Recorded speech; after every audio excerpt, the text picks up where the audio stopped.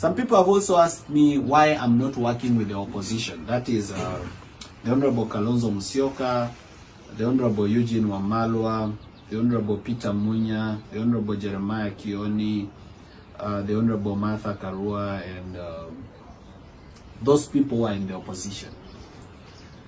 My answer is simple. They don't represent the change that we want in Kenya.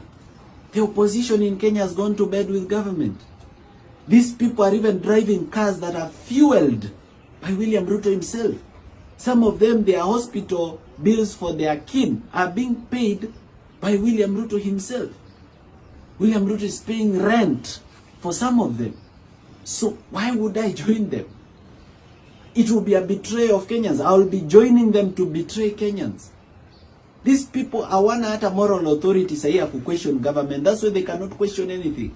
Because they themselves, they have companies they've registered that is doing business with government. They are earning money from corruption. Those opposition leaders. In fact, the reason they are making noise and complaining is because some of them have not been given an opportunity to steal. So, joining them ni kujichafua, ni kupoteza mwelekeo, na ni kuumiza ndoto ya Wakenya ya Kenya mpya. Hao watu hawarepresent Kenya mpya tunayoitaka. Na ni kweli kwamba wako na ushawishi mkubwa.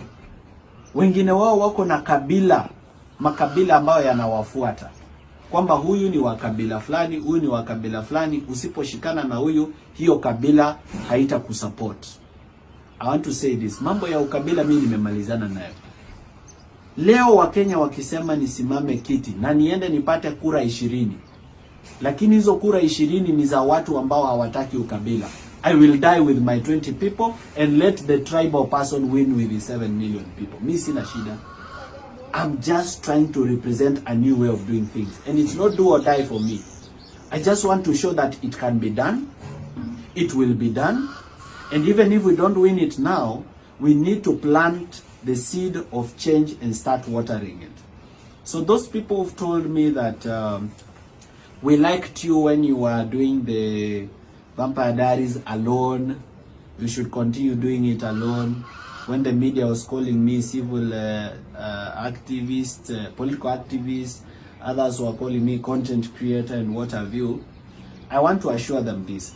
I will continue exposing the ills in this government and I'll continue being a source of truth. I want to encourage the people of Kenya, whether you are a Gen Z, whether you are a millennial or a baby boomer, anzeni kujipanga kuwa alternative leaders in our country. Kama hamuna alternative, tafadhali wachawa wafisadi waendelee.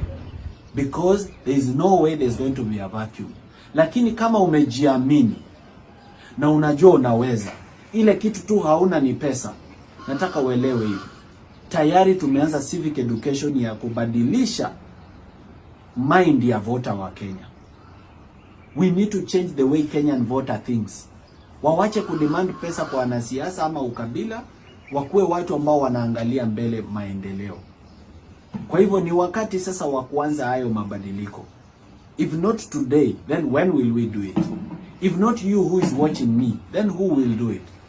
It's time for you to rise and change Kenya. Kwa hivyo msiogope siasa, msiseme it's a dirty game, msiogope kuparticipate, msikae tu kwa Twitter ama kwa Facebook ama kwa TikTok kila siku mna complain, but you don't want to step up and step in and give alternative leadership. That will be useless. Hakuna kazi tutakuwa tunafanya. Thank you very much. I hope to see you again. Luckily we've found an office which will be the headquarters of our movement. Continue supporting us in every way that you can ili tuweze kupanga Kenya mpya. Mkiwacha kunisupport haina shida, pia mimi nitarudi tu nyumbani nilale. Then we see Kenya ahead wherever it goes. But if you continue supporting me, I'll continue being a person of integrity and I'll put my foot best forward.